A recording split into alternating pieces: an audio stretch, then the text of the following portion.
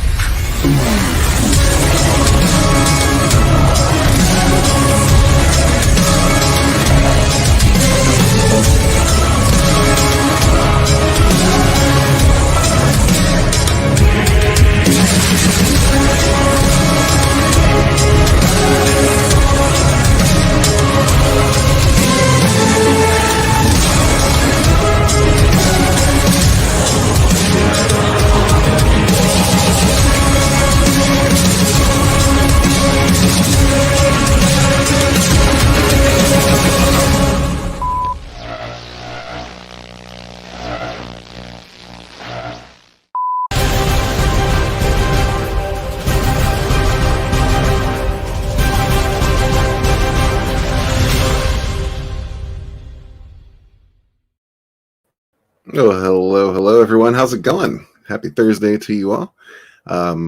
Yeah, we're here for another Rogues Gallery. We got some cool guests and awesome projects to discuss. But before we get into that, I want to say hello to you. What's up, Pale Rider? Thanks for being here, my man. The adult red dress Chris pinup is almost done. I can't wait. Simon's in the house. What's up, Simon? Good to see you, brother. We got Miss Rena here as well. Good to see you, too. Thanks for stopping by. Chris Fisk is in the back room. I'll be talking to you shortly, sir. Marinus is in the house. Good to see you, my friend. Thank you for being with us. We got Tommy here as well. What's up, Tommy? Good to see you, man. And our man Anthony is in the house as well. Pale Rider says drinking vodka from a skull and having happy thoughts. That's perfect. Absolutely perfect. Also perfect is Katie. What's up, Katie? What up, what up? How's your Thursday? Well, pretty bad, I have to say, because I don't have a skull to drink from. Yeah, that kind of sucks, doesn't it? I don't have one either. I have a Vader helmet, but it's just not the same. Yeah, I mean, I got a, you know, the names they think. I got a tall glass, but it's pink. Can you imagine? Pink. Oh, I can't imagine. What's up, Edwin? Good to see you, man. Edwin, I haven't seen you in a while. Oh my god! I just hope I didn't make another mistake. I just keep having these faux pas with the ace. Oh no! Just leave that behind you. Leave that behind you. We also got our friend Chris. What's up, Chris? Hey, how's it going? That's right. We're supposed to call you Fisk. I keep forgetting. We got Sugar and we got Fisk. I still remember when you were telling us about the surname, you know, and when you know those two letters in between that everybody keeps just messing up. Well, yeah. How you doing, Chris? I'm seeing books are arriving, man. That's good. That's awesome. Oh, hell yeah, yeah. Books for me and books for other people. So woo. Awesome. Absolutely. Yeah, man. I saw Will's unboxing today. I was watching that, and wow, man. Like, yeah, you keep saying that I influenced you, inspired you. Dude, you inspired the hell out of me with what you've done with Infinitales. It looks beautiful, man. Oh, thank you. Yeah, hopefully yours will be here soon. Yeah, and just so you know, we were talking with Red. We're gonna be upgrading our game.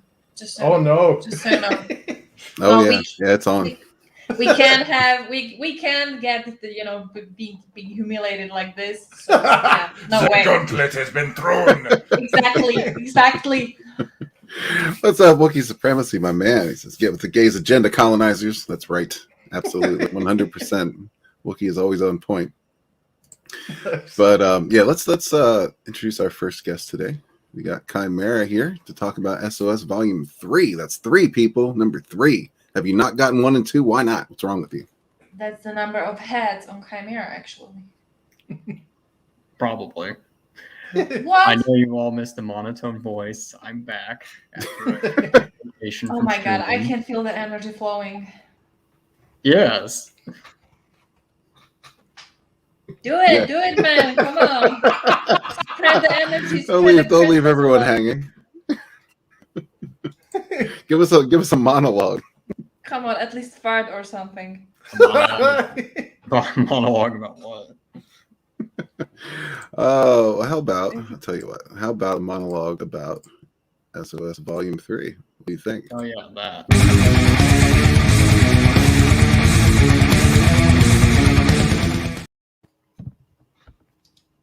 Yeah, that. What's your pitch, man? Give it to me. Sure. So SOS Volume 3 is a dark comedy action series, and I guess supernatural as well. Chronicles 3 brothers as they face off against supernatural threats. And that was the original pitch in Volume 1. Then Volume 2, they fought more extraterrestrial enemies. But in Volume 3, they're going back to their roots. And thanks, Sim. I can always count on you. Damn. Fuck you, Pale Rider. It's gonna happen. Just take it. It's okay. Yeah, I know. Oh God.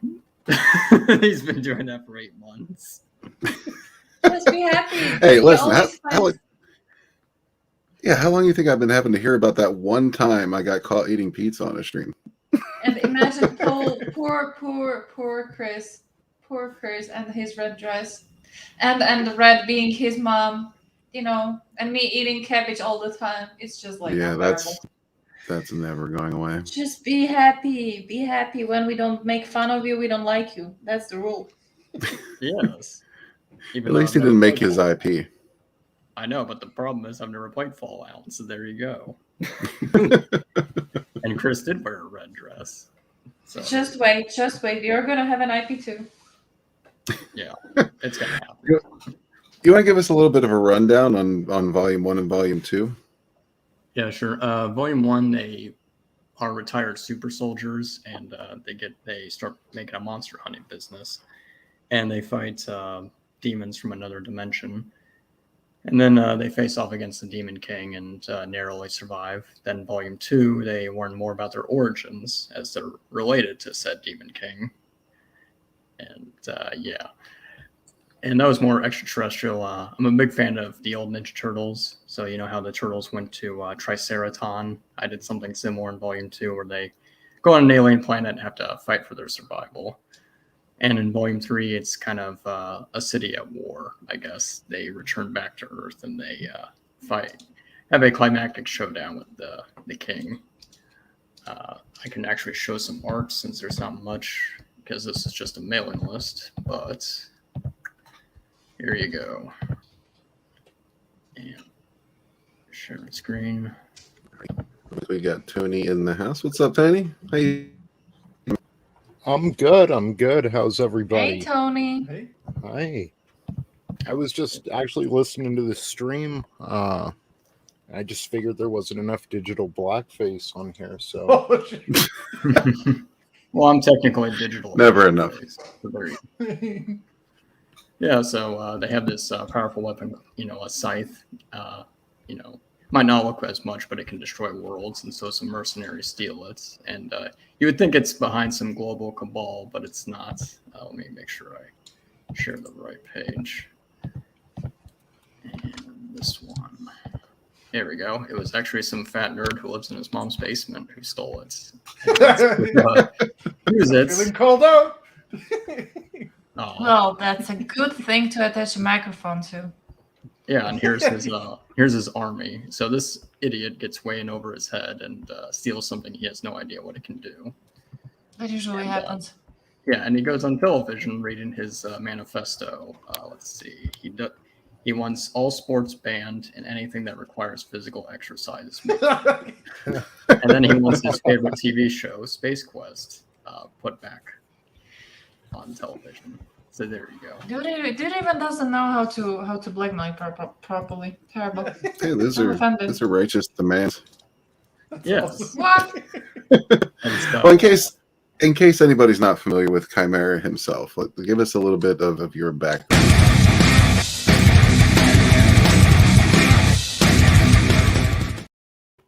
No, I'm dying to hear that. Background. Okay. You kind of What got you into it? What drives you? What motivates you? I know it's probably Chris Fisk, but I want to hear it from you.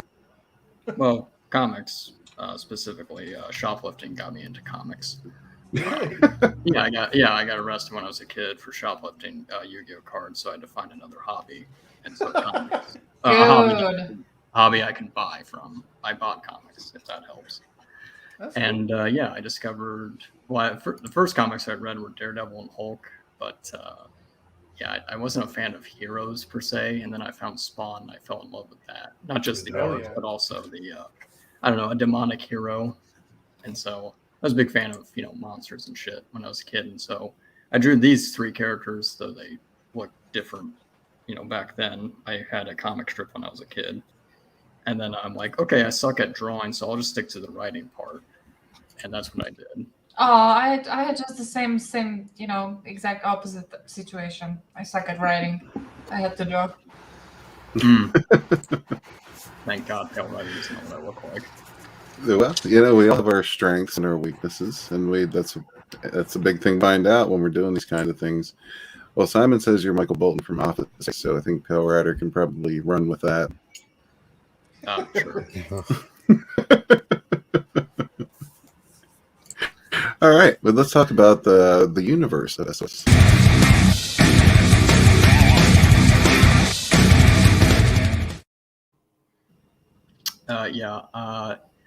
I did at first think of making all my projects interconnect with each other, and then I realized, let's not do that, because there's too much comedy and nonsensical stuff for this that I don't want to ruin my other IP. So it's kind of a standalone universe, but I do have the idea or the concept of interdimension, other dimensions. So there could be some overlap, but in this universe, nothing is taken seriously. And there's pretty much supervillains, demons, aliens, pretty much everything. All my favorites, genres and concepts. Were these guys originally going to go to the World and Testament for Volume 2? No, but Testament, the idea for that came from SOS. And two things about modern content creation. Everything does have to connect, and everyone takes their projects way too seriously. I'm talking up in Marvel, Star Wars, and we all know that conversation. So I like that. Just from the get, you decided you didn't have to connect these universes and not to take this story, this universe too serious. Really? It actually feels like Marvel and DC aren't taking their job seriously. Well, the problem is they take themselves too seriously. Yeah. Yeah. They don't respect their properties at all, but they have an overhyped sense of their own importance. Yes. Yeah. Despite the dark comedy and stuff, there is some world building in there. Their race are nicknamed demons, but they actually have a name called Utopian, and I did put in some world building in there because that's what I naturally gravitate to. But I didn't want to just bombard the reader with a shitload of exposition and stuff. Yeah, there is. You don't want to not take it seriously at all either. Yeah. Pale Rider says, no, it's great. Chimera is a real chimera with Chris, and a sentient pig is riding him. Him as in Chris or me? That's not how I feel. I don't Yeah. think anybody's safe in that statement. No. Yeah, but considering the fact that Chris is riding a wolf, I don't know. Okay, so I'm like an actual chimera from Greek mythology. Got it. Okay. The goat, dragon, and lion head. Yeah. Yeah, exactly. I think it's snake tail as well. Yeah. Yes. Yeah, but let's kick off the subject we were talking about before we got live.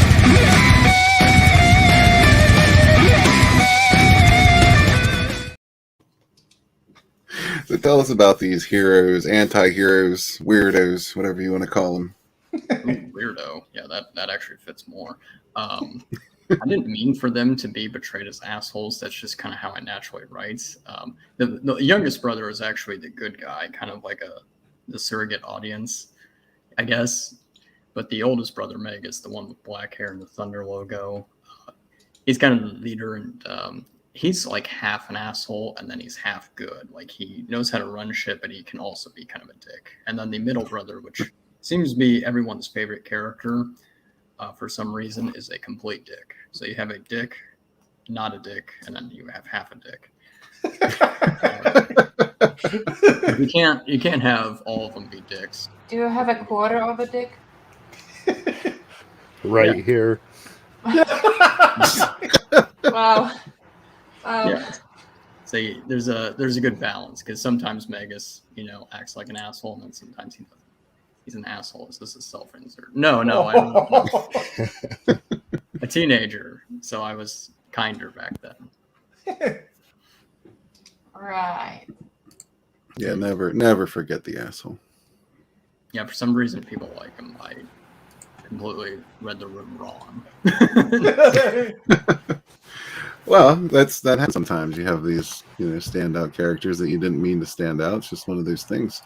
Speaking of standout characters, Canales is here. What's up, man? What's up, guys? Yeah. What up? This is my artist, Canales. He's been on volumes 1 to 3. Don't call me an artist. Everybody knows I'm your third world slave labor. Yeah, I like to call him Art Monkey, but I call everyone that. So.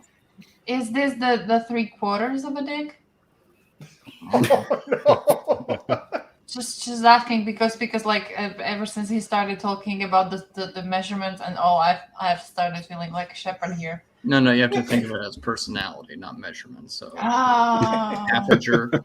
Well, in that case, kind of less. I apologize. Yeah. Are we starting from the base or balls? That's a good question. Let's go with balls. So, Canales, what's your favorite character in SOS to draw, personality? I'm gonna go with Megus. I know everybody's expecting me to say Carnage, but I think it's Megus because I like his young Constantine type of demeanor. I like the way that he's a badass long coat, and I really like drawing revolvers, like old school revolvers. So I'm gonna go with him. Okay, I'm super envious about that because if somebody told me to draw a revolver, I would probably go somewhere in the corner and hump, like those mentally weakened people. Yeah, it's an acquired taste. It's drawing a revolver is harder than drawing your typical gun. But once you know how to do it, once you learn, you don't want to draw anything else. I think to draw anything, you need to understand what it is and how it works. Because I've seen so many times, young artists are trying to catch something from reality, like some kind of models, but they don't understand, for example, even the basics of the anatomy, and that's where the mistakes start. Yeah, I think it was Sean Gordon Murphy that said that for him, story was just problem solving and art was just mathematics.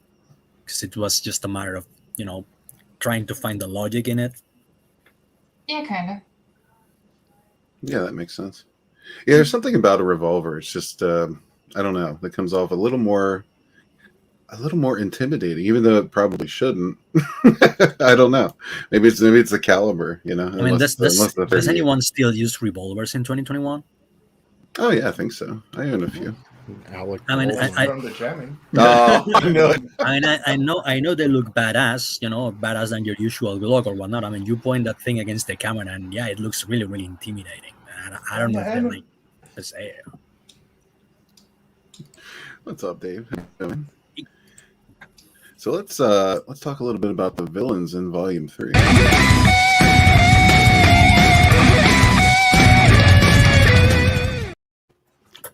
Yeah, so the secondary antagonist is the fat nerd, but he kind of starts off the events.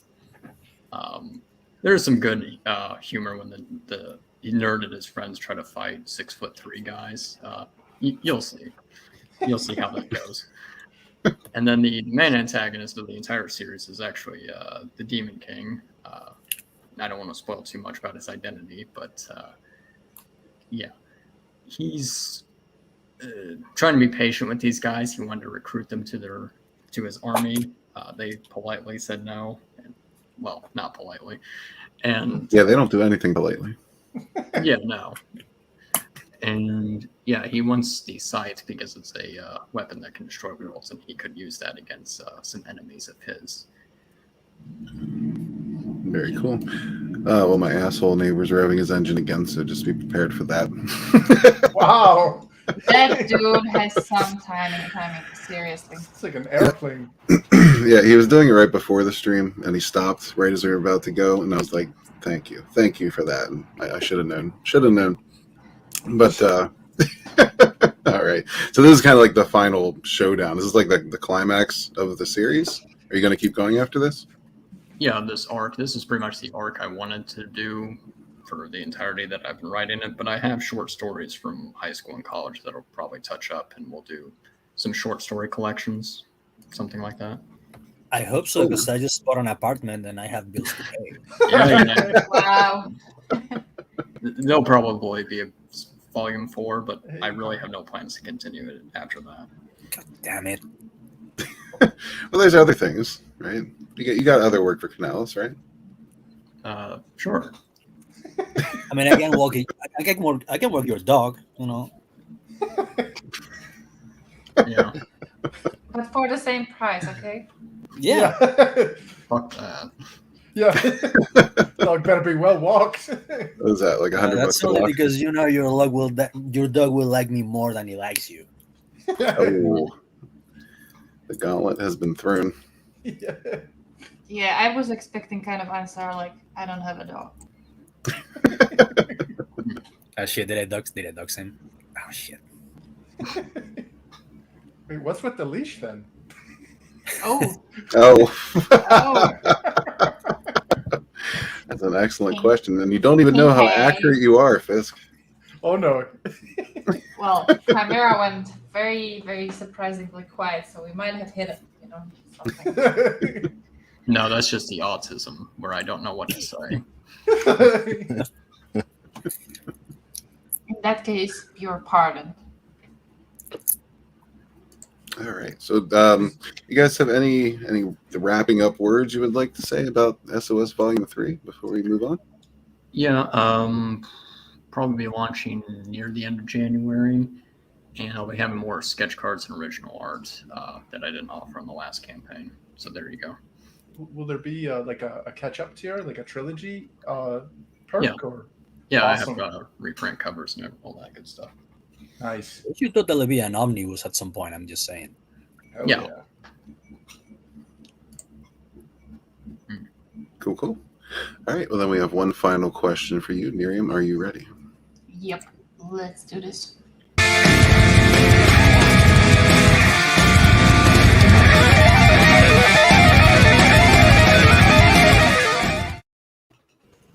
Alrighty, so we're gonna do it a different way this time because there are two of you. So I'm gonna read the question for both of you, and you think about it, and then we're gonna go through the answers, okay? Alright. So the question is, if animals could talk, which would be the rudest, except Chimera's dog? Canales, you go first. The rudest animal? I I know from experience that the rudest animal is a parrot. And I mean, they can talk. They're assholes. I Yeah, think yeah. That's true. And they live very long too, so. Yeah, but my grandmother. Most had a assholes parrot. do. He was a Yeah. mean asshole. Yeah, just don't insult them very, very loud. You know, I Yeah. know that they have such a strong beak that they can like snip your finger. They love the taste of human blood. Oh, you seem to be very familiar.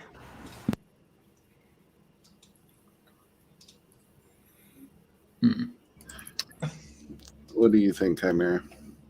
honestly, squirrels, because I have a neighbor who's black, and the squirrels always run away from him. So I'm thinking squirrels are secretly racist. Oh, wow. Yes, they're always running away from all races of people. So I think they're just naturally racist. But run into car tires. Yeah. I like when they try to zig and zag and you kind of match it with your car, and it's like, okay, you want it out. Dinner's dinner. Yeah. Doesn't matter how it died. Yeah, as long as it cooks. Just imagine saying I'd rather run into a car tire than into a black person with a chipmunk voice. Oh my god, that was a wrong question. It was such a bad question. Yes. Simon says the Chimera is a mix of the rudest animals. Hey, That was such a proud chuckle. Yes, I agree. Release the butthole cut. Oh, Jesus. The butthole cut's next door. Sorry. Do you have that brick that I sent you last Christmas? Oh, yeah, I got it around here somewhere. Good. Yeah, Alrighty, guys, It's a so, real yeah. shame. It's a shame that your neighbor's brake line was cut like that. I don't know how that happened. Well, see, here's the thing. That wouldn't do anything. This guy doesn't take this fucking car out anywhere. He just sits in his driveway and revs the engine like every day. Like every day. Like, take a drive, dude. Yes, take a drive. Yeah. You sure he doesn't just do it to annoy you? I don't know, because I mean, I rarely see this guy. He's actually 2 houses over. That's how loud this gun thing is. Jeez. Maybe he's got gas and he's just trying to disguise it. You think that might be it?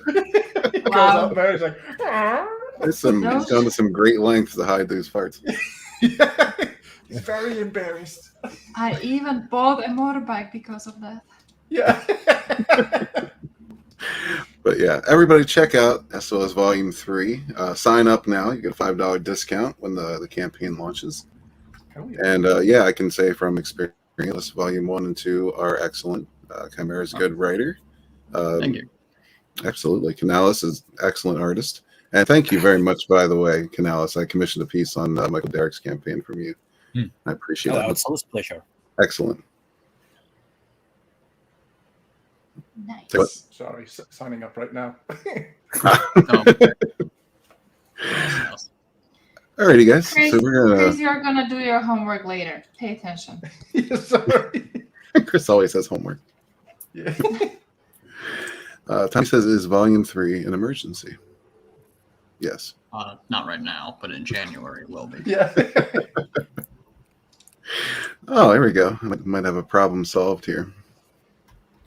Thanks, Power Rider. We'll talk about it. Yeah, Keely Chow in the house. What's up, Keely? Good to see you, man. Hi, Tilly. All right, guys, we're going to move it along and bring in our next guest. Thank you very much for coming and discussing No SOS. When this launches, yeah, we'll definitely bring you back and talk a little bit more. No problem. See ya. Nice. Have a good night, guys. Later. See ya. Alrighty. And, oh, good, it stopped. But yeah, next up, we've got Dark Gift Comics, Iron Liz. We're going to talk about Lightbringer. Yeah. How's it going, guys? Oh, it's doing great. Thanks for having me on your show. Absolutely. Hope everybody had a good week. Good Thanksgiving. Well, Absolutely. apart from running Anthony's channel into the ground on Friday and over the weekend, yeah, no, it was great. We had a great lunch. So I know he's almost still picking up sounds the as if you were pieces. complaining or what? Yeah, I had to work, so I gave with the new team Teams feature that you can do on StreamYard. I gave Vic carte blanche on my channel, and yeah, I've got a few letters into YouTube trying to get my channel brought back. No, I'm kidding. I'm only kidding. Never leave it in the hands of an asshole. But no, they did a good job. I kept sneaking away every time the next stream would start because they were doing it in chunks, and we went over 12 hours that There day. it is. Yeah. And I would run behind the bar and go into the beer closet to get something, and real quick tweet it out and say hi and see how they were doing for a couple of minutes. And yeah, they rocked it. They did a good job. Yeah, Awesome. definitely. It was it was fun. So this is the first time I've ever done any of this. So it's great. Awesome. We got Parrot Head in the house right away. Says fucking Anthony. Rigo Bader's here. What's up? Good to see you. How do you? So yeah, guys. Well, I guess we'll start. We'll just go down the rundown here. We'll start with the.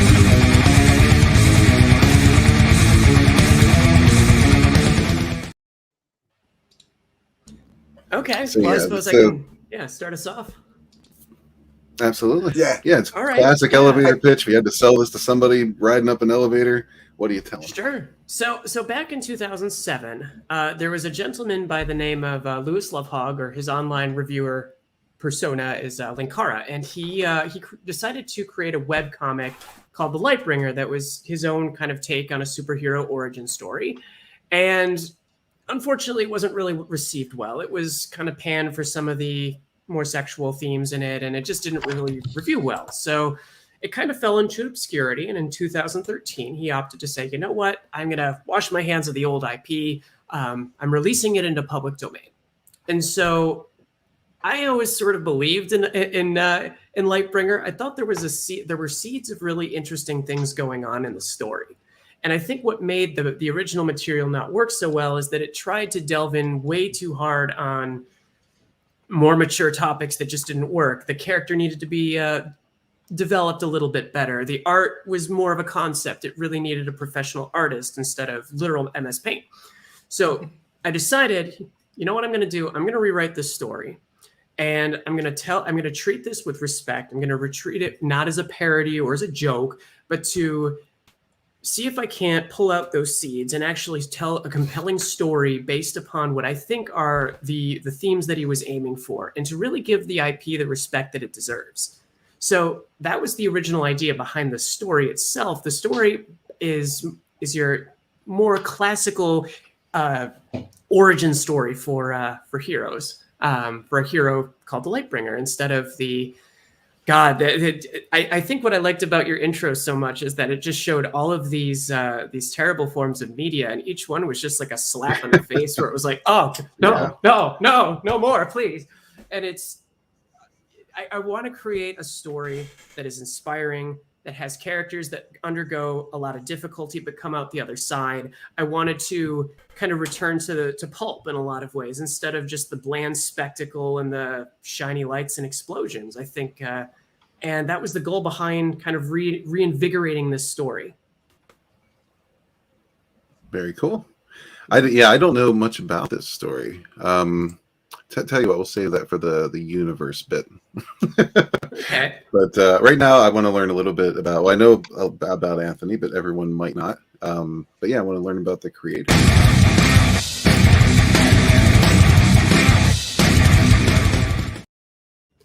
So I'm Iron Liz, which Chimera actually asked me if, are you really Iron Liz from Channel Awesome? It's like, yeah, unfortunately. So I used to. Is that a thing you have to deal with? Well, I used to belong to a website called Channel Awesome, and Channel Awesome reviewed, I guess, movies and video games, and I reviewed tabletop role-playing games. And so cool.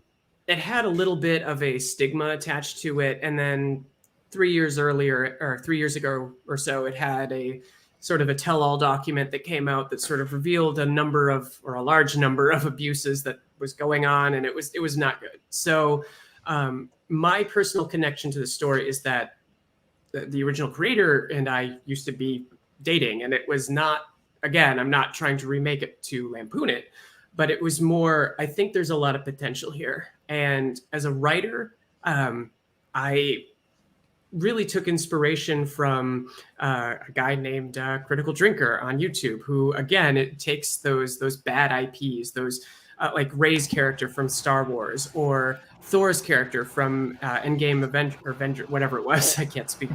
But to reinvent these characters, rebuild them, make them so that they're not parodies and farcical and, you know, just sort of passed off as being stupid and dismissed as being irrelevant, but actually treat them with dignity, give them heroism, give them obstacles to overcome. So this is very much a classical hero origin story, but unlike the original, it's going to address, you know, modern issues with a little bit more tact. The hero will not immediately start out overpowered, and he'll have to go through some difficulty and soul searching to come out the other side. So this is my first foray into comics. I like to write. I work a typical boring desk job, and I am in need of a creative outlet. So for a while, I was writing movie scripts, short stories. I have a tabletop RPG about vampires kind of in the works. I want to do one for a Bronze Age collapse.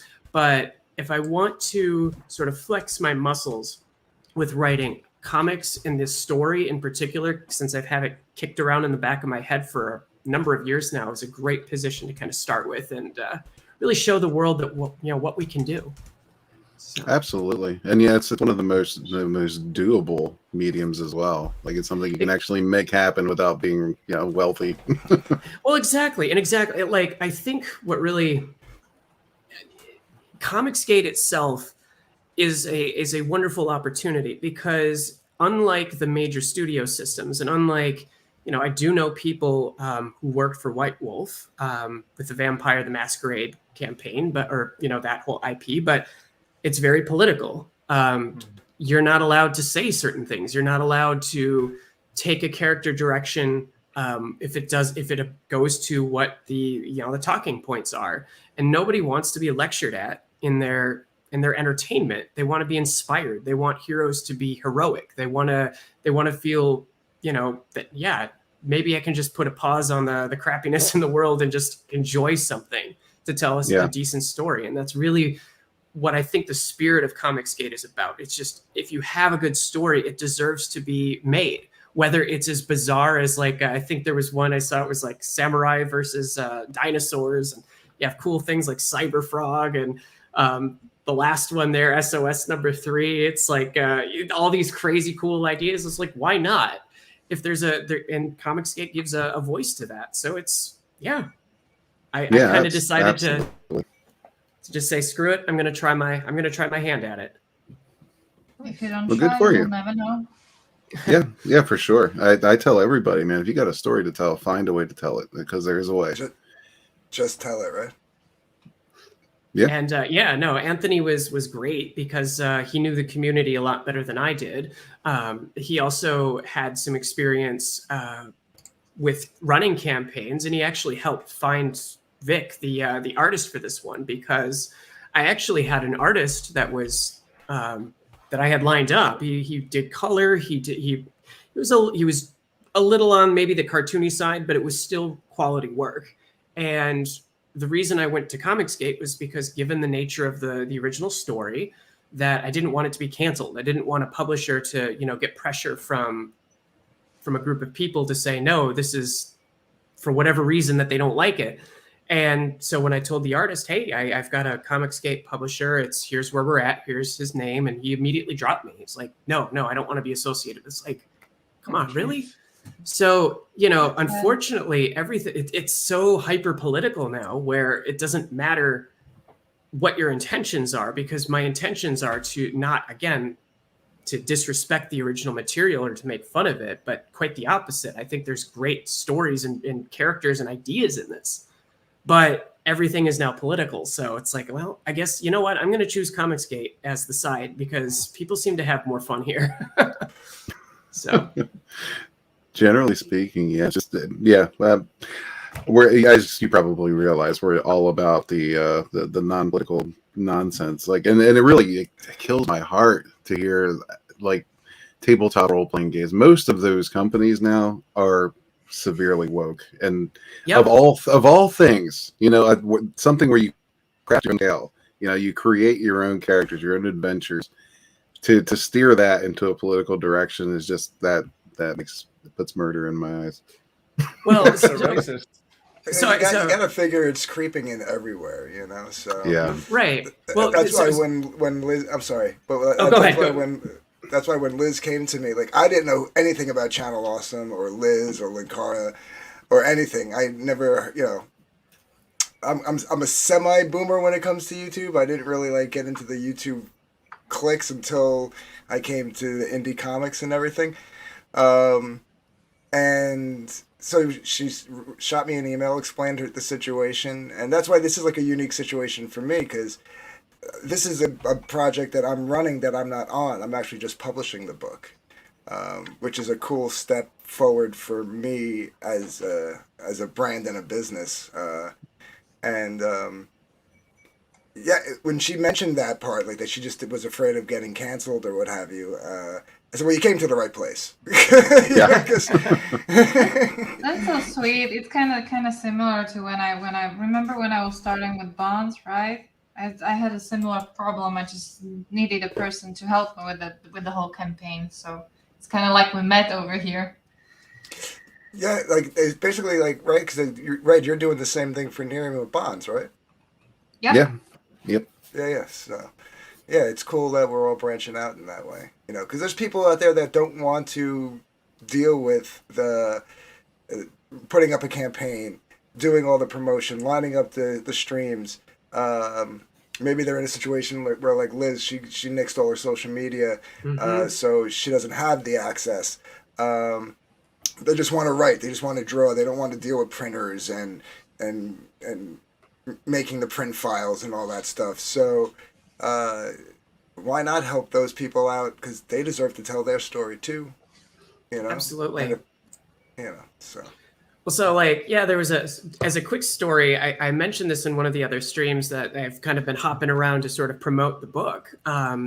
So when I was at Channel Awesome, since I did tabletop RPG reviews, I would run games as well. And so there was a young woman at the time who was in one of my games, and she later would go on to join White Wolf. And she actually wrote the trigger warning and the anti-alt-right kind of screed at the end of the Masquerade book. So, but I wanted to speak with her because, I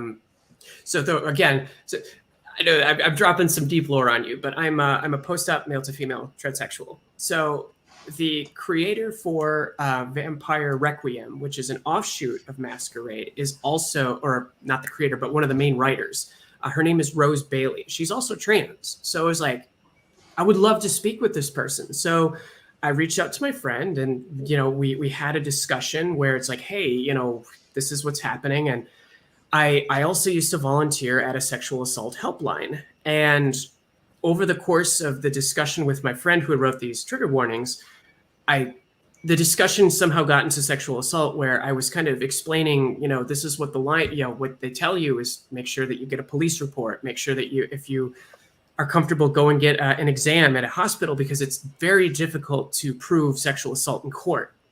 And I believe she misinterpreted me as saying that we shouldn't believe all women, I guess. She viewed that as a very political statement, and then told me I don't feel comfortable with providing Rose's contact information effectively. And that made me realize I was sort of locked out, right? Like I don't see a future if I have any sort of desire to publish, or any desire to create, or any desire to, because like I said, I have Lightbringer that I want to remake. I have a second IP called Time Strike, which is about, Marines from the Aliens Marine style setting, going back in time to change a historical event, but then messing up and needing to work with pirates. I have another IP that's called Knives at Midnight, which is about a schizophrenic man who can see fairies and is trying to stop the end of the world. It's like I have these stories that really, unless I toe the, Did Unless Pale Rider give you permission to turn his biography into a comic? Well, gosh, I hope he did, because Oh, I would cherish that. He doesn't do that to anyone.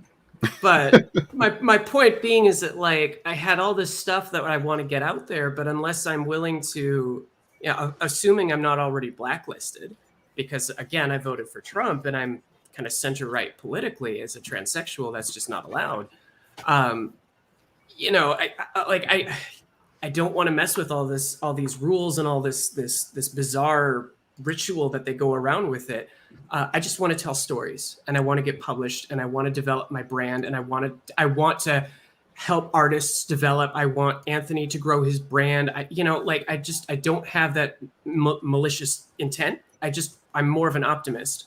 So I think Lightbringer is the way that I can get the audience that I need to really give the story that the respect it deserves, and really to develop myself along the way. So I think you're in a good community too. I think so too, from what I've seen. Now, there's exceptions, of course. It's a scene, so there's people that are bad actors, but you get that anywhere. So yeah.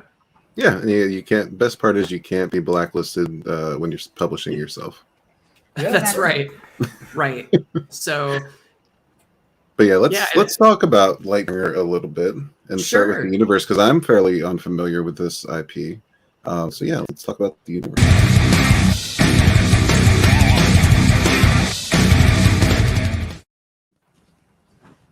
So I think when the original creator wrote the story, it was very much a write what you know sort of thing. So the main character who would become the Lightbringer, worked in a furniture store, and you could tell it was influenced by his own existence. So he wanted to tell an origin story that was around that. Well, I don't know about anybody else, but I grew up in the upper Midwest, and that was kind of in the Rust Belt area. And if you wanted to let's instead of just putting a block of text that says things are bad in Pharaoh City, make it so, well, the reason Pharaoh City is bad is because all the manufacturing died. The reason that people are so depressed is because there's one kind of employer in town named Valkyrie Mart, which is sort of an amalgamation of the big box stores. And it's pretty much snuffing out every last bit of kind of resistance to its monopolistic business practices, which I'm sure a lot of people can kind of identify with. If you've ever worked for Amazon, you probably know what I'm talking about. Our hero in this story is Carter Graham, who's one of the last sort of holdouts in this town that's been really blighted. And he owns his own. He's sort of inherited his own furniture store from his dad, and he's trying to do his best to keep the spirit of things going. He's one of the shining exceptions that gives people hope. And in the original story, the main villain was a guy named Serpent or Snake. And rather than have a guy literally holding a woman with a leash who is enslaved, right? Which is a scene from the original story. Which is a scene from the original one. I thought that was a little too much. So instead of doing that, I had this guy. His name is Jason Angui. He's a corporate lawyer. He's Angui, of course, means snake in Latin. So this guy is out there to do the dirty business, and the woman that he's with is actually kind of stuck. She's not enslaved with chains. She's enslaved because she has bills to pay. She's got obligations. She can't leave her job because she needs to work it. It's like if anybody's ever worked with an unethical company or in a place where they bend the rules or treat their staff like garbage, but you pick your feet up and do it anyway because you have to do with it. That is a form of bondage, right? That's a form of slavery. And I think most people can relate to that. Exactly. So rather than have it be so out there in front, right? I think there's a potential, if it's just slowly reworked, that we could make it to actually mean something and have it be impactful and understandable for people that have been stuck in those situations. So this the story is ultimately a battle between good and evil, and people who are ultimately choose selfishness, what that will entail versus Carter, who decides to align himself more with being with hope, with goodness, and there is supernatural elements between good and evil in this. And on the campaign page, you can see him getting shot through the doors of a church. I just want to say this is no way like a Christian comic or anything like that. I remember growing up in the late 80s, early 90s, where there was nothing more cringy than Bible comics. So it's got elements of good and evil with angel symbolism and things like that, but it's not a Christian story. It's a story I wouldn't consider the Omen a Christian story either. There you go. Yeah. So, instead of starting off the character, which again, in the original comic, he started out as, I have all these superpowers, I'm just choosing not to use them. Instead of doing that, this is a guy that's going to have to, he starts out as a decent, strong character, but he's going to get run through the mud a little bit. He's going to have to develop that light, suffer, sacrifice, but then ultimately come out through the other side as a more powerful beacon of hope and light than he would have anticipated. So instead of starting out where he's able to fly and, beat up the bad guys and be like Superman from the get-go, it's like you have to earn those powers first. You have to return to pulp. Keep it simple. We can get to the point where he's probably punching satellites in the future at some point in time, but for now, it's a character story. So we're gonna avoid all the traps of modern tropes where since so many characters have been written for 60, 70, 80, 90 years, they always have to keep upping the game. So if you've seen, one space laser threatening all life on Earth, you've seen them all. But it just doesn't mean anything anymore, right? So let's make the characters personal. Let's make it a bigger struggle that we can relate with, and actually have a guy that will prove to be heroic instead of just, well, I'm powerful just for the lulz. So, right. Yeah, absolutely. I gotta say, when I did my homework on Liz and Lakar, and I looked for the potential drama or what have you, and I said, "Oh, this is gonna be tame. We're used to way more bullshit than this." Yeah, so I was like, okay, send me some sample pages and let me take a look. And when I read it, and then she also sent me the links to the original comic or some screenshots. I don't remember. Yeah, the original one was like she said, just full of tropes. You know what I mean? It had the Spider-Man thing where he doesn't help out at first, and Uncle Ben dies. So this guy doesn't help out at first and becomes a reluctant hero. A guy named Snake. You know what I mean? All this stuff. And Liz went in and like she had already mentioned, the Snake character became this lawyer who's just in a little head nod. His last name happens to mean serpent in Latin. Yeah. Right. Instead of being a submissive woman with always being led around on a chain, this woman is chained to her job. She basically went and took a McDonald's cheeseburger, which is all right. It gets you by. Tastes okay. And turned it into a porterhouse steak. And I was like, okay, let's do this. Whatever we got to do, we'll do it. So. Yeah. Right. Take the blatantly obvious and turn it into metaphors. Absolutely. Right. And I think it has more impact. And eat too much fast food, it's not good for you. So. Yeah. Steak. Who doesn't want the steak? Exactly. And I think the original content does have that quality in it. So. Oh my God, I got hungry. Yeah. Sorry, it's way too late for you to be having a steak. Yeah, but I know, but I haven't. Never mind. I'm hungry.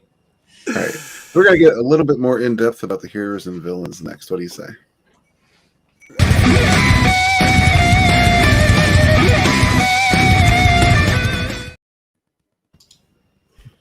So before we do that, I just want to say thank you very much, Black Rose Comics. How you doing, my man? Thank you. It says hello everyone for $4.99. You could have just said hello, brother, but thank you. I appreciate that. What's up, B-Rose? So yeah, let's discuss the heroes. The main hero, did you say his name was Carter? Yeah. So I mentioned it a little bit, but our hero of the story is named Carter, and I think he's sort of our modern man in just a way where he's trying to find he's trying to do the right thing while the world is sort of crumbling around him. He's in a decent spot himself, but he knows that he's an important person to his community, to our female lead. Her name is Hannah Meeks, and he's sort of one of the last figures that's actually standing up to Valkyrie Mart. So he's a dude that, he's torn. He's got a past that might come up throughout the story as well. And his sort of connection with Hannah is one that's a little complicated. So Hannah is one that she's sort of stuck with some decisions that she's made. And unlike Carter, she might choose to make choices that ultimately don't pay out as favorably. But nevertheless, both of them have an arc to, become greater than what they currently are. So yeah, those are our two main heroes of the story. Very cool. And we'll follow that up with the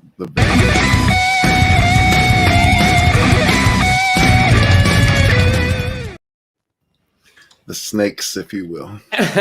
So, the in the original story, you had the serpent guy who was a sort of like a lower level street thug, but everything was sort of being manipulated by a guy named the General. And in my remake, I wanted to do it as, okay, Jason Angui, he's the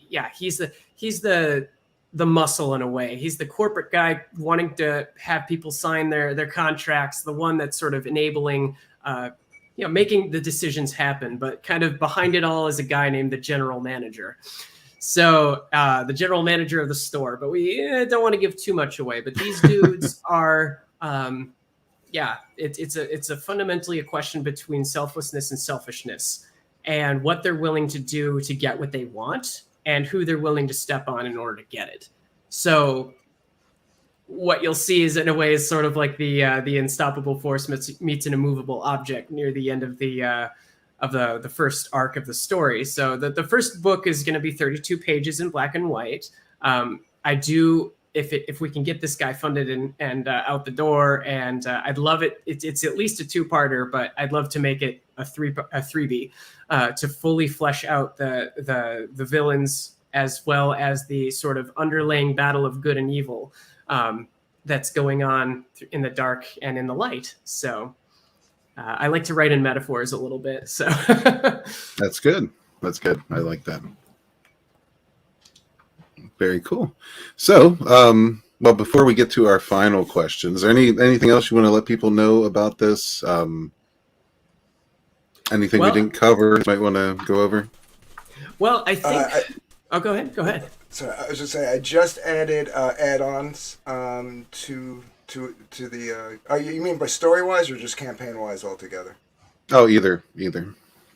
I just add add-ons. So we have both covers. There's a poster, 11x14 poster of Vic's cover that you can only get in the feature tier. That's also an add-on for the people who want to add it on to any of the other perks. And I've got the proofs, well, at least the proof for my cover. I did do the variant cover. That's my only artistic connection to the project. Otherwise, I'm just the heavy lifting guy. I got the proof.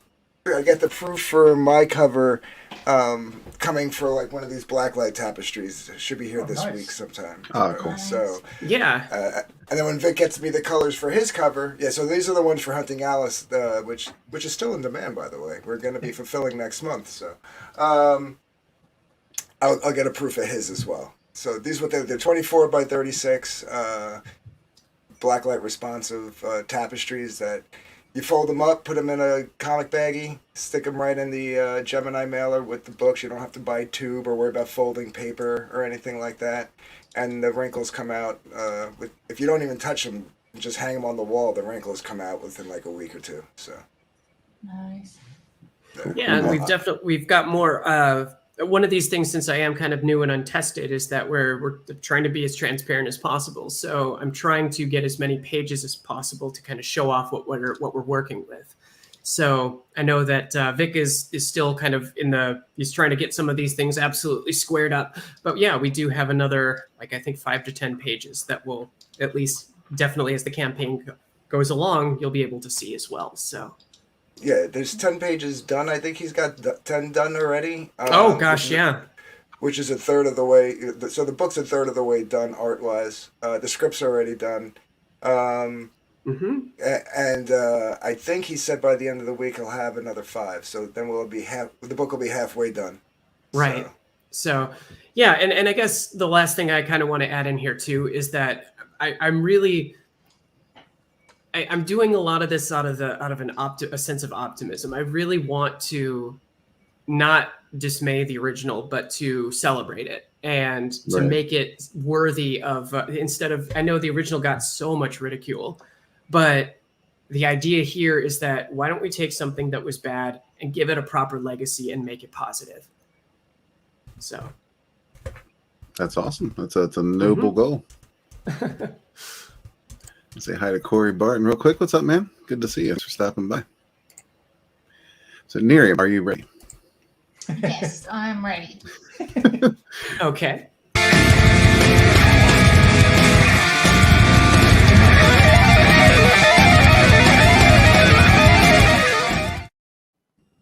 Okay, since we have 2 guests again, so that's the same as before, so it's going to be 1 question for both, okay? So, what kind of secret society would you like to start if you could? A secret society. First. Oh, that's a tough one. See, I'm torn between either doing like a Justice League or like or maybe like it's because I'm Orthodox Christian, like a militant like winged hussar-esque, like old knight order, like the Knights of Malta, or that like a modern day but Orthodox version of that, as and you wear plate armor and march in parades. That sounds pretty cool. You want to kick off the Satanic Panic again? Hey, no, I really don't, because when I was a kid, I was into heavy metal. I was into Dungeons and Dragons and video games, and all that Satanic Panic just got rid of all of that cool stuff. So no censorship. It's bad. So. Wow, I wasn't going to go that deep. I think I would start a secret order of. I'd have to it would have to be focused around metal music somehow. Like. Why would you make that secret? Come on, Tony. Well, just like because I don't know, get more people in I don't know how I would do it. I guess I'm outdated, because I would be like, we got to get into the radio stations and start playing more metal, But people stream now, right? So it's like that's pointless. I don't know. Yeah, it'd have to revolve around music somehow. Yeah, it would have to revolve around music somehow. You wear your hipster jeans during the day, and at night you duck into your secret metal bar for your cult meetings. my leather pants, my leather pants and studded jacket. Yeah! Metal Force, assemble! Very cool. Well, thank you guys for stopping by. That would be awesome. Yeah, thanks for having us. It's been a blast. Thank you. Absolutely. Yeah, good luck. Everybody check out Lightbringer. The link is in the description below. It's also in the chat. Click on that and check it out for yourself. Awesome. Thanks, man. Absolutely, guys. Thank you. We're going to say hello to Jason now. And we're going to discuss... Oh, we say that. What's up, Jason? How you doing, man? Hey, how's it going? How's it going? Thanks for having me. Absolutely. How's your week going? Pretty good. Pretty hectic. I'm a teacher, so every day is hectic. Oh yeah, I can imagine. I'm sorry. I'm an ex-teacher, so I kind of know what you're struggling with. Yeah, but everything's good. It's crazy, but it's always good. So, I just got home a little while ago, so I thank you for letting me go now, so I can get a feel for the show and kind of decompress. Oh, for sure. Craziness. Yeah, man. Thanks for hanging in there. The kids are really cool, but the paperwork is killing. Yeah, the all the projects are great so far. I enjoyed watching everything. Awesome. Cool, cool. So we'll just get right into it. We got Northern Blood here. We're going to start with the pitch.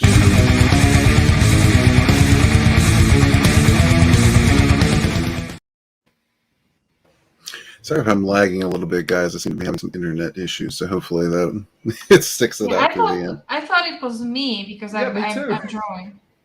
No, I think it's me. Unless it's all of us, that could happen. Yeah. But sorry, Jason. Give us your elevator pitch for Northern Blood. So it's pretty straightforward.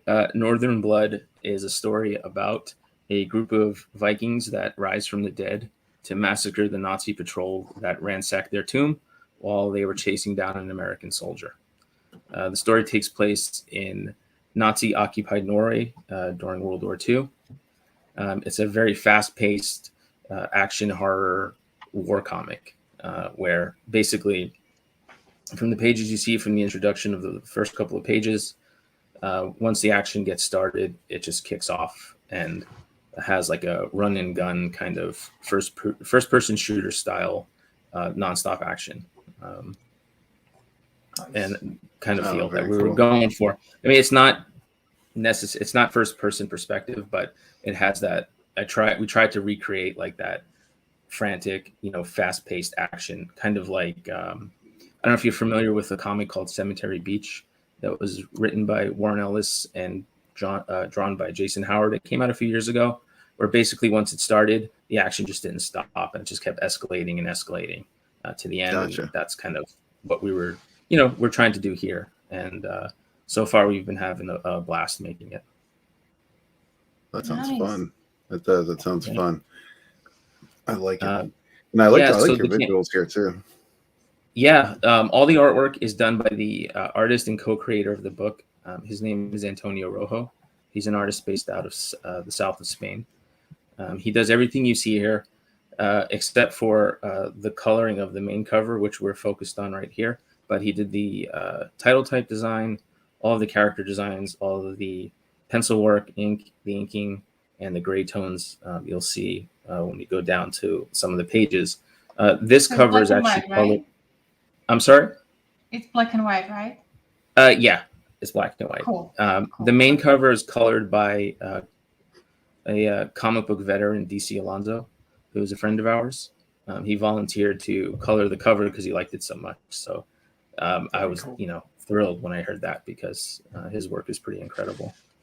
We have a couple of variant covers. You can see we have one that is influenced by the Walter Simonson Thor cover that introduced Beta Ray Bill. We're both big fans of Walt Simonson, and especially what he's doing with like Ragnarok, and you can kind of see the influences there. Hollow. Oh yeah.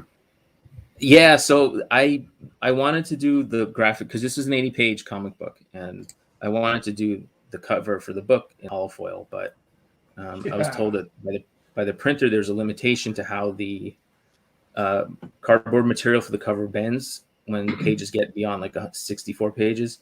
So I decided to just do like an 8-page sketchbook with this cover because I still really love the way it came out. So it looks this gorgeous. it's really cool, right? Like I'm such a big fan of comics and a big fan of Antonio's work, so that when he sends this stuff in, I'm freaking out. Like, if this wasn't something I was involved in, I would definitely, buy his work and support it. Because it's just a blast, seeing the visuals he's putting together with this. So this is the sketchbook reward that you have a choice of choosing when you back the project. It's pretty neat, especially if you like this kind of thing. Heck yeah. Well, let's talk a little bit about you.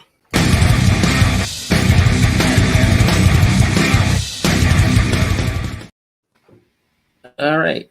If you don't mind, you said you're a huge fan of comics. So I imagine you've been a collector for some time. But yeah, just give us a little bit of your background. What got you thinking? What drove you to this story? What's pumping in your blood, really?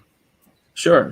So just to kind of start, like I've been reading and collecting comics since I was like 12, maybe earlier. So like the late 80s into the early 90s was like my golden age of comic book reading. And the same for Antonio, who's the artist. We're about roughly the same age, so we all have the same influences, especially like the mid to late 80s Marvel comics and the early 90s like Image Comics and things like that were a big influence on us. You're right in up. my era. Yeah. Yeah. So, you know, all of that stuff. I mean, I still go back and read that. So I still have shelves of collections with that stuff and piles of short boxes in my closet from the collection I had when I was a kid. So I'm a technology instructor by day, but I also write comics on the side. Northern Blood is actually the second collaboration between Antonio Rojo and I. Our first book, which is published by Panini Comics España in Spain, is called Gandhi, the Beast Within. It's a 120-page graphic novel that's set in World War II, and it explores the idea of why Gandhi became a pacifist. It was because he was essentially turned into an Incredible Hulk type character, so that when he gets angry, he hulks out. So to solve that, he became a pacifist and, you know, started this whole movement of nonviolent resistance. It's set in, like I said, set in World War II, and Gandhi's basically kidnapped by the Allied forces to drop in and fight Hitler as this raging monster. So that's where kind of the seeds, yeah. So it's that's a great pretty idea. Just imagining like Gandhi, you know, like he's like so thin and small, like so fragile, and suddenly turns into like. I'll put the link. I'll put the link in the chat so you can check it out. It was published about 2 years ago. It's a beautiful hardcover comic because Panini publishes, you know, mainly hardcover collections, especially for independent creator-owned work. They don't serialize them usually.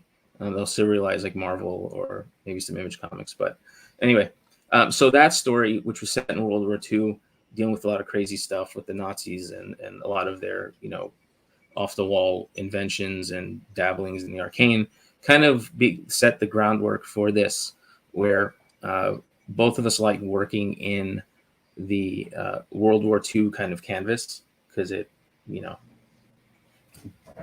it's such a large canvas to work in. There's a lot of, there's a lot of crazy stuff you can do. I mean, just what the Germans were up to, you know, there's endless possibilities of nutty stuff, like you can see in things like Hellboy and stuff like that. So being a fan of, I'm sorry, there's a little bit of lag. I think I cut you off. Oh, no, that's okay. I was just agreeing with you. Oh, sorry. So, so on top of that, you know, the World War II stuff, you know, being a big fan of like video games, things like Wolfenstein and Skyrim, I just kind of sat down over the pandemic because I was teaching from home and I had a lot of time on my hands, and we wanted to work on another book. We weren't really sure what to do. So just, you know, watching movies and playing games kind of inspired to get this thing going. I wrote the script. It's 80 pages. And I sent it over to Antonio with no intention of really asking him to draw it, just to kind of check it out. He loved it. And he's like, I'm drawing this. And then all of a sudden, he just started sending me artwork. So that's kind of where all the influences came. And you can kind of see the visual cues, especially for the Vikings, where these are very, you know, similar to, like, there's definitely a Skyrim kind of Oblivion influence on the way these guys look when they're running around chopping people up. So that's kind of where this came from. And, you know, we love comics. We like making comics that are just fun to read, that, you know, it's an escape for an hour or so. You can have a blast. You can keep reading them over and over again and always, you know, maybe finding something new in the visuals or something. My storytelling is very kind of straightforward and funny and sometimes ultra violent. So I just want to have fun and take things over the top. So that's really, you know, that's what gets me going. I just want to tell fun stories that everybody could read, you know. Perfect. Yeah. Perfect. So yeah, I know we delved into the universe of Northern Blood a little bit, but if there's anything else, I'm just going to hit this button.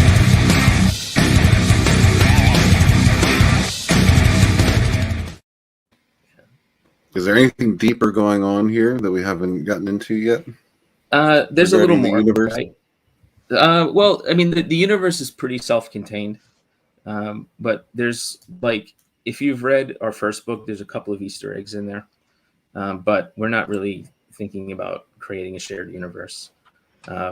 we don't want to overcomplicate things. We just want to have fun with it. So the universe is just basically, you know, in this particular, you know, pocket, the dead are able to come back to life, and they're not happy. So, you know, that's about it. It's pretty straight. I mean, I wish I could say I had like grand designs for something epic, but I think, you know, this is just to have fun, and it's epic in its own little way. Where listen, there is nothing wrong with that. Nothing wrong with just a quick action-packed story. I love those too. Yeah, and you know, and I think we nailed it. And if you scroll down, you can get to see some of like the real juicy stuff.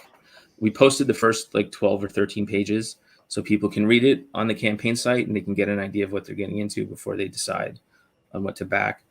And you can see there's like a very like Joe Kubert kind of Kubert influence with the artwork here, which I think is gorgeous, and it's just a lot of fun. Yeah, man. Like I can tell just by scrolling down. Yeah, you definitely get into the action and just keep it going. I'm enjoying the that high contrast that I really love when drawing. I'm seeing it here, and I really enjoy it. Like the combination of dark shades and very bright light. That's what I meant, like the contrast. Yeah, I agree. Yeah, it's pretty cool. And it's nice that comes through on black and white. Yeah, he's you know, in my opinion, he's doing like career level work here. It's really cool. And I have more, like we have about 20 pages. I got the rough pencils for the like 19th and 20th page today. And it's just awesome. It just keeps getting bigger. And cool, man. And I think if you like if you like the artwork here, you're gonna love what he has coming up. Sure. Yeah. I've heard the name, and I think I've seen a bit of his work before, but this is the first real exposure I think I've had to it. And I just want to say real quick, thanks again, Anthony. Good to see you, my man. Dropping by and dropping links, appreciate it. But yeah, let's talk a little bit about the heroes.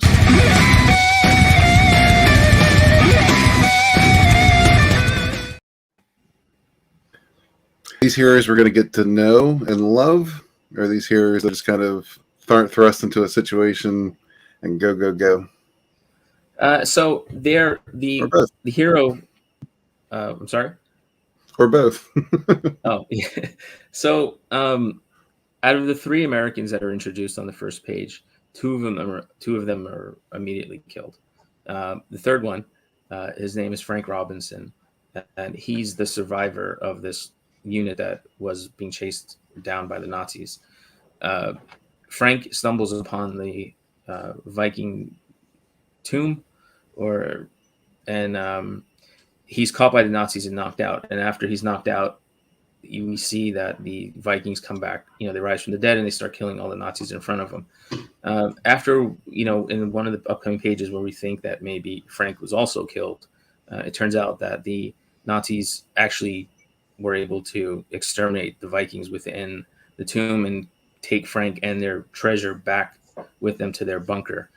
Once Frank is there, Frank is a guy who had kind of lost everything and enlisted in the war to kind of escape the loss of his family, and felt like he had nothing left to live for.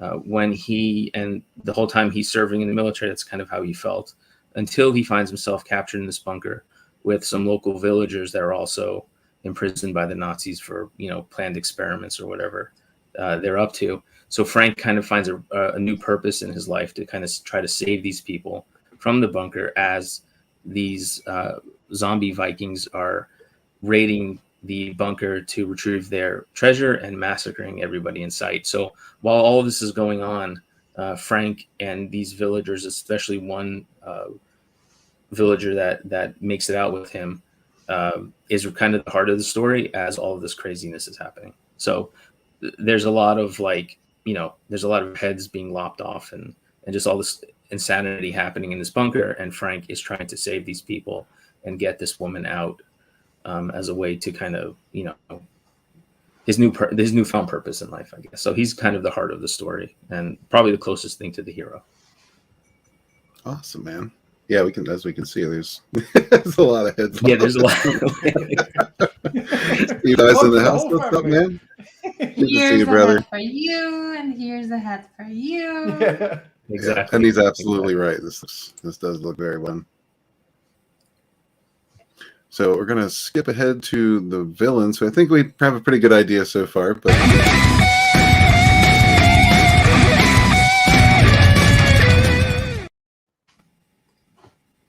just in case there's anything else. Nazis are villains. Viking, undead Vikings are probably villains, I'm guessing. Yeah, I guess, depending on how you look at it, right? I guess there are two villains in this. There are the Vikings, who are kind of like a force of nature in this, where they're just unstoppable, and they just kind of cut down everything in front of them. There's a Viking leader who's a larger gentleman that is introduced in the pages after this. It's kind of a pretty cool reveal with his introduction. But there's also the Nazis, and there's, with the Nazis comes their captain, who is in service to the Führer, and his whole shtick is about collecting treasure and arcane artifacts to send back to Berlin. So he thinks, while this is going on, he thinks he's hit the jackpot by not only finding this treasure, but also finding these zombie Vikings that he could potentially weaponize and use, right? Because they were all about wacky shit like that. So so there's that guy, and he's obviously the villain you love to hate. He's straight up Indiana Jones Nazi villain kind of guy, right? Where you instantly hate him. He's over the top, cartoonish. So at one point, him and Frank kind of have to come to a decision and work together to try to get out of there alive. Because both of them, because clearly when it comes to the immediate threat, it's these Vikings. So they have to kind of decide to work together until they get out. And then once they get out of the bunker, the shit really kind of hits the fan. That's what I was meant to ask, whether you practice this kind of like enemy of my enemy, Yeah. So there's a little bit of that, right? Enemy of my enemy is my friend kind of thing going on. It's very short because, the cap. I mean, his name in the comic is really just the captain. It's just so unbearable that that partnership is going to go sour pretty quickly. So, but were you tempted to name him Captain Clink? There's a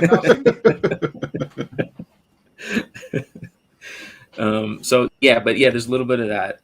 So that kind of gives it, it gives a little bit more weight than just nonstop action with, just heads flying all over the place. I like that, but I figured we need to have something a little bit more than that. Even though I would be perfectly fine with 100 pages of just, bodies getting chopped up and just, so it worked out. I think it came out pretty well.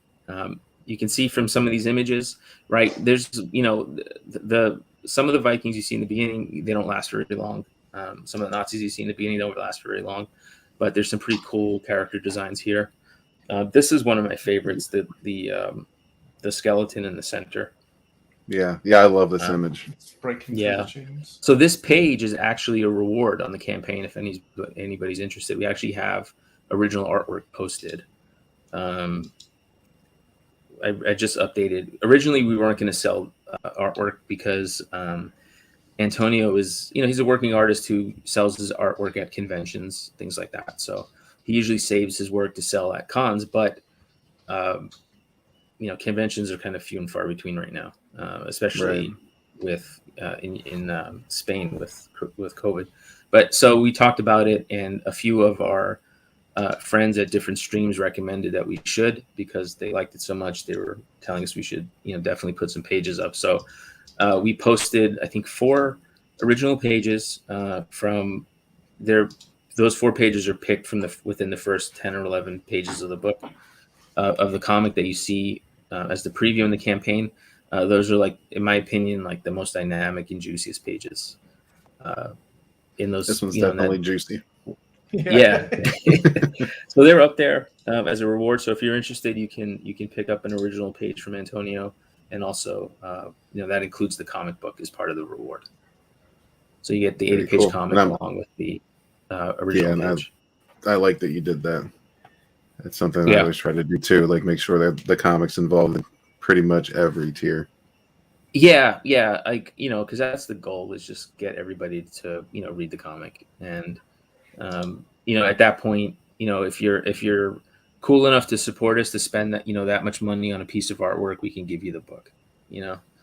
Oh yeah, because absolutely. Yeah, because our goal really is, we kept the price point on the rewards low. Like the comic book itself is only $12 plus shipping, and you get all 80 pages for $12. And Wow. we wanted to keep the that's a price deal. point low. Yeah, that's pretty low, right? And compared to some of the stuff I've seen, we wanted to do that because we wanted to create an affordable entry point for people to check us out. We didn't want to price people out because nobody knows who we are, and some people don't want to take a chance on people they don't and work from creators they may not be familiar with. Especially when it's their first like proper crowdfunding campaign. People could be hesitant about that sometimes. So we wanted to create a price point that wouldn't scare people away, and also kind of invite them into our happy family of craziness. And and hopefully as interest grows and we build this community around the book, we can get to do more stories around these characters. Very cool, man. Yeah, I like it. I like what I'm saying. Like Steve said, it looks Thank well you. done. I think and you yeah, should back this. Yeah, I'm a think big fan of action comics. I like it. Yeah, everybody should back it. Everybody should. The link's in the description below. If you've not yet checked this out, you definitely should. Yeah, I was trying to do some undercurrent manipulation. You just messed it up. That's what we do here. Mess things up. Sorry. No, it's all good, man. But yeah, blood. So that's this is that's it for the I mean, villain. this is something I'm definitely into. I'm a big fan of undead. I'm a big fan of Vikings. Can't say I'm a big fan of Nazis, but I'm a big fan of seeing Nazis get what they deserve. Exactly. Yeah. Yeah, man. Absolutely. Check this out if you haven't already. It only has 25 backers. That's horse shit. Raise that number. Thank you. Absolutely. But yeah, we got one more question for you. NyRiam, Sure. Are you ready? Yeah.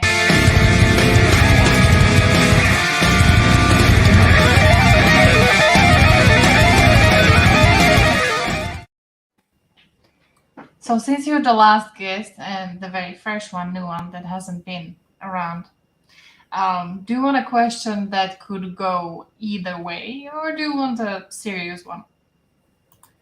Whatever you got. Well, I just gave you a choice. So. Okay. One that can go either way. She's very demanding. Yeah. I'm always demanding. Come on, I'm a woman. Just leave me alone. Looks like somebody's on the rag, huh, man? So the question is, okay, what's invisible but you wish people could see? I'm sorry, say that again. What is invisible but you wish people could see? Oh wow. What is Let's take invisible? You can see those in winter. Something that's invisible that people can see. Wow, that's a tough one. I got an answer for this one. Let's see. I'm gonna say what's invisible that people can see. Let's see. I'll say thoughts. I don't know, like that. Oh, that's a dangerous answer. That's a dangerous one. Yeah, I was just gonna say curse words, so when you shout it, it comes out in like a big word bubble. That's a good one. That's an awesome Sound one. effects. Yeah, that's a good one. Yeah, that's better than Batman. what I thought. Yeah, I don't think you want to see. I don't think you want to see people's thoughts. No. I think it might scare you. Oh, that could be terrifying and awful and disgusting and all kinds of things. Yeah, that much for believing in humankind. Yeah. I always wished I had like synesthesia or wherever. Like some people can see sound. It's a cross of your eye. It's when your senses get crossed. So like certain people, like Gloria Estefan is one example. She hears sound and she can see it in color. Wow. That would be cool. That would be really cool. That is really cool. That would be pretty cool. I still gone with curse words though. I like curse. Yeah, it would be like the degenerate Batman. Blammo, you got F you. I hate to break it to you, but with your kind of job, you would be probably, jobless very soon. Well, listen, I control my mouth while I'm at my job. Right. Mostly. But imagine if your two ideas were combined. Like you think that with swear words, and it's just gonna pop under, right above your head. Yeah, that's why I don't want thoughts. I want them spoken aloud. Otherwise, it would just be a stream of curse words over my head all day long. Yeah. All right, but yeah, everybody check out Northern Blood. The link is in the description. It's also in the chat. Thank you all for being here. It was a great stream. We got to see some awesome projects today. And thank you very much, Jason. Thank you. If you need any help getting around, just hit me up and see what we can do. I don't have that much pull anymore, but I got a little. I appreciate that. Thank you. Yeah, great book. Absolutely. Yeah, before we go, everybody, don't forget, since we're in Wings of Vengeance, is going to be closing out soon. We're only $25 away from 15K, 250 backers. So thank you all very much for that. Appreciate it very much. And these books are going out as soon as you order them. They're out the next day, but yeah, pretty much immediately. Don't forget to check out Infinitale Chronicles, which is also fulfilling right now by our man Fisk up at the top there. Again, another campaign that's criminally underfunded. I want to see those numbers rise because this is Chris has put a lot into this, and I just really want to see it. Chris is not fisking around. Not fisking around at all. I gave it a good royal fisking. But yeah, be sure to check out all these great projects. Shadow of the Kraken also still in demand. Make sure you jump on that. All these links are in the description below. But yeah, the reason for the season, Northern Blood. Hop on that immediately. Yeah, we want to see all these numbers rise. Lightbringer, please check all these campaigns out. It's something to float your boat back. If not, then just be sure to spread the word because every little retweet helps. Every bit of word of mouth helps. SOS Volume 3 doesn't cost you a dime to sign up for this, so go ahead and sign up for that mailing list. And real quick, something I haven't really done yet, but we got a store here. You can get it. It's on the channel in the upper right-hand corner. Just if you want some cool merchandise, we got some Blood Bond book stuff. We got some bonds. We got some bees. We got some Sunsworn. But yeah, just check it out. See something you like, go ahead and grab it. And try to get prices as low as possible on this particular site. And yeah, just want to thank everybody again. You guys have been awesome. And we'll catch you on the next one. I just got to find the outro here. Here it is. Peace out, everybody. Bye.